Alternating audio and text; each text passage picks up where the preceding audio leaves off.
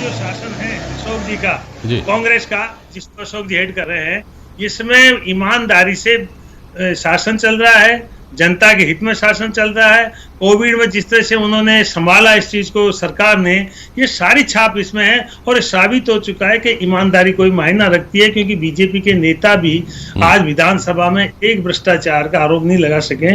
ईमानदारी से बात है, दिल्ली सरकार के ऊपर अनाप शनाप भ्रष्टाचार के आरोप लग रहे हैं और मितव्ययता हो रही है। प्रधानमंत्री के लिए स्पेशल प्लेन उस टाइम खरीदा जाता है जबकि चीन से और पाकिस्तान से हमारा संघर्ष तेज हो रहा है।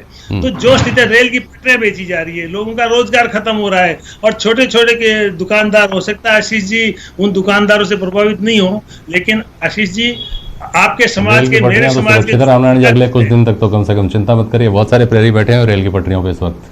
देखिए प्रहरी बैठे हुए हैं, वो भी किसी न किसी का होगा, वहां जाकर के जो मिल रहे हैं आशीष जी की पार्टी के आदमी, ये अच्छी बात है क्या? पांचना बांध में आशीष जी ने किसानों का पानी रोका, पुलों से पानी बंद हो गया और आशीष जी जो बीमारियां छोड़ के गए, इनकी पार्टी जो बीमारियां छोड़ के गई है, ये आम जनता आवाम को पता है कि भारतीय जनता पार्टी की कथनी और करनी में अंतर है। देशभक्ति की बात करते हैं लेकिन देश को बेचने का भी सवाल आता है। अमीर आदमी बड़ा अमीर होता जा रहा है, गरीब नीचे जाता जा रहा है और शहरी जनता कांग्रेस की तरफ आ गई। ये ट्रेंड चला तो आशीष जी की पार्टी में जो संघर्ष चल रहा है, संस्कारित पार्टी में प्राइम मिनिस्टर ने जेब में संस्कारित पार्टी को रखने का वो लड़ाई है। इनके कार्यकर्ता मायूस है कि मोदी अमित शाह की जोड़ी हमारी पार्टी को कमजोर कर रही है, हमारी संस्कारित पार्टी को कमजोर कर रही है, बीजेपी को जेब में डाल दिया है।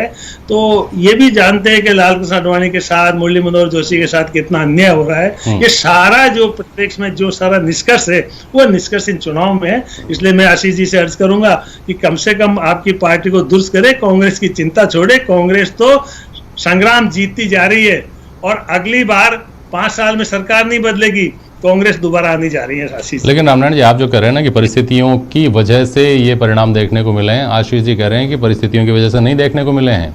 अगर परिस्थितियों की वजह से देखने को मिलते तो जयपुर के दोनों में मिलाकर जो 250 वार्ड है ना, उसमें 150 वार्ड तो इन्होंने जीते ही जीते हैं। ये तो आपने 2 टुकड़े कर दिए, इसलिए आपको कामयाबी मिल गई एक जगह। देखिए, कोटा बीजेपी का पैदाइश का स्थान है, जनसंघ यहाँ कोटा में पैदा हुई है। कोटा में लोकसभा का स्पीकर जो 4थे नंबर का हिंदुस्तान में 5वें नंबर का है, वहां उसका हारना और बीजेपी की धड़ेबंदी सामने आना और बीजेपी के कार्यकर्ताओं को क्रश करना, उनमें जिस तरह से टूटन हुई है, ये बहुत बड़ा उदाहरण है। और कोटा में जो उदाहरण है वो धीरे धीरे हिंदुस्तान में फैलने वाला है। आशीष जी को चिंता नहीं करना चाहिए। बीजेपी, रामनारायण जी अब थोड़ा ध्यान करें, 2009 में कोटा में भारतीय जनता पार्टी कितनी सीटें आई थी बताएंगे आप? 65 में से आप 2009, मेरी जानकारी में 2009 इसलिए करना पड़ेगा कि न तो आपने 2009 की पुनरावृत्ति की है, न जो हमारा रिकॉर्ड था 2014 में उसकी बराबरी की है। तो आप कोई तो पैरामीटर सेट करें ना, कि या तो हमारे 2014 के रिकॉर्ड की बराबरी करें या अपना जो रिकॉर्ड है 2009 का उसको करें आप। आपको कोई पैरामीटर सेट करना पड़ेगा, कोई ना कोई तो, कि या तो आप अपनी पुनरावृत्ति करें। और रही बात आप करें, आप उत्तर प्रदेश की बात कर रहे हैं, आज जो उपचुनाव हुए हैं वहां पे आपकी सब जगह जमानतें जब्त हुई है। अभी आपने जो प्रकरण हुआ हाथरस में, उसको लेके इतना हो हल्ला मचाया, इसके पहले भी आपकी पार्टी ने 2011 में भट्टा पारसोल में मचाया। आपकी जमानतें वहां जब्त हो गई है। मध्य प्रदेश में आप अपने बड़े नेताओं को रख नहीं पाते हैं। 28 में से आपकी मात्र 9 सीटें आई है।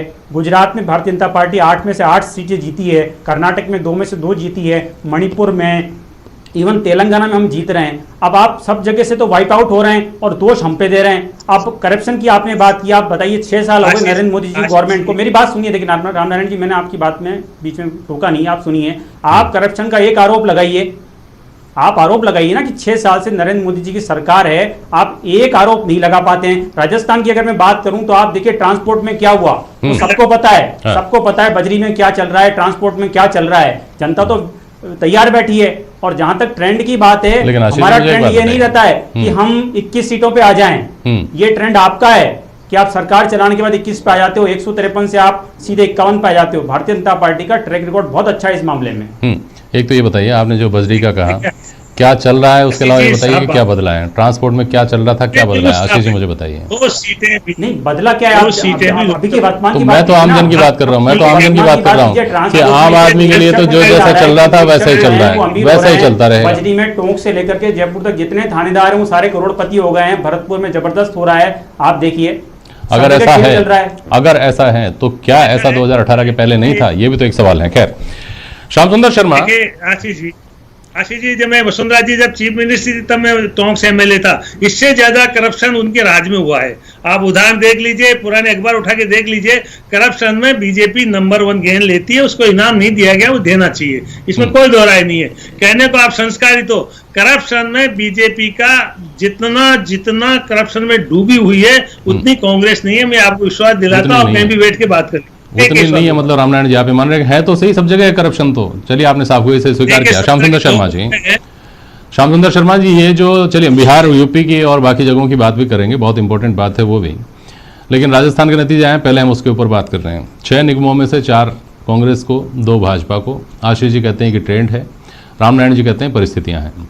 लेकिन जो हो गया है उसके आगे क्या इम्प्लीकेशंस होंगे, और लार्जर जो पॉलिटिक्स है राजस्थान की, उसमें ये किस तरह का असर डालते हैं या उसका किस तरह से संकेत देते हैं, ये आपसे समझना चाहता हूँ। श्याम सुंदर जी, देखिए ज्योति शर्मा जी, ये जिस प्रकार से चुनाव होना था और दिख भी रहा था कि निर्दलियों का रुख हमेशा सरकार की ओर जाता है। मैंने पहले भी कहा था कि जहां जहां निर्दलियों का सहारा मिला है वहां सरकार की तरफ चला जाता है कि सरकार के पास आधार शक्तियां होती है, बहुत सारे प्रलोभन देने के लिए होते हैं। कोटा में देखिए जिस प्रकार से लाठीचार्ज हुआ, और वो तो ये भी आरोप लगा दिया उन्होंने तो कांग्रेस ने कि भाजपा का एक पार्षद हमारे पक्ष में वोट दे गया।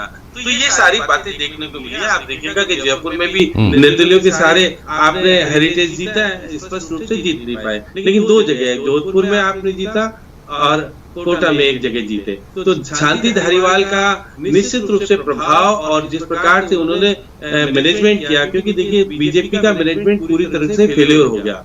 इस कारण हुआ, कोरोना से पीड़ित हो गए इनके नेता, सतीश पूनिया हो गए, चंद्रशेखर हो गए, रामलाल शर्मा हो गए, उधर किरण महेश्वरी हो गई, सीपी जोशी हो गए, केवल राजेंद्र राठौड़ अकेले पड़ गए। वो बार बार कह रहे थे कि हमारे सत्ता का दुरुपयोग हो रहा है, जबकि मैं कहता हूँ सत्ता का सदुपयोग किया जाता है। हर सत्ता में रहने वाली पार्टी अब सदुपयोग करती है, साधनों पर सदुपयोग हुआ, और ये संदेश देने में मुख्यमंत्री अशोक गहलोत सफल हो गए कि हमने इस परिस्थिति में भी 4 जीत लिए 6 में से। तो ये देखिएगा कि एक पक्ष तो मिला ही है उनको, और दूसरी तरफ जोधपुर में पूरी तरीके से कामयाब नहीं हो पाए, लेकिन उन्होंने 1 कुछ जीता वहां पर भी। और कोटा शांति धारीवाल जो कहते थे कि मैं दिखाऊंगा कि हमारे अशोक गहलोत का जादू भी चलाऊंगा और मेरा प्रभाव भी दिखाऊंगा। ओम शांति का सूत्र कितना प्रभावी वहां हुआ। और देखिए सही बात है, अभी कह रहे थे कि ओम बिरला लोकसभा अध्यक्ष है, वो बहुत कुछ दे सकते हैं, कोटा को बहुत कुछ करा सकते थे, लेकिन क्योंकि उनकी मर्यादाएं हैं और वो जिस प्रकार से सक्रियता दिखा पाते चुनाव में नहीं दिखा पाए, वो वोट डालने जरूर आए। लेकिन देखिएगा कि आप जयपुर की बात ले लें, जयपुर में जिस प्रकार का माहौल बना, और इन्होंने बाहरी प्रत्याशी को ला करके सौम्या गुर्जर को भी जिताने का प्रयास किया। श्री दवाई नाराजगी दिखाई, विधायकों ने नाराजगी दिखाई, लेकिन क्योंकि ऊपर से कहा गया कि अगर ये हुआ तो पार्टी में विघटन की स्थिति और विघटन दिखेगा, अंतर विरोध दिखा, लेकिन बाद में जाकर के सौम्या गुर्जर को जिता लिया इन्होंने। ग्रेटर में ये बहुत कोशिश कर रहे थे कि जीत जाए, लेकिन अंत में कुसुम यादव को खड़ा कर दिया। क्यों खड़ा कर दिया ये भी जाने, इनके पास कैंडिडेट खुद का था ही नहीं। वो ये चाह रहे थे कि निर्दलीय इस बहाने हमारे पक्ष में आ जाएगी तो 1 बढ़ जाएगा, और बाकी के निर्दलियों को हम किस प्रकार से एसीबी में मामला दर्ज हुआ, और वही पुराना राग सामने आया कि हम किसको खरीदेंगे, किसको कितने में बेच रहे हैं, और सारी बातें जो देखने को मिली, ये अच्छी राजनीति को नहीं कहा सकता। अब 129 शहरी निकाय के चुनाव होंगे, उस पर सीधा असर जाएगा, इसका पंचायत के चुनाव में सीधा असर जाएगा।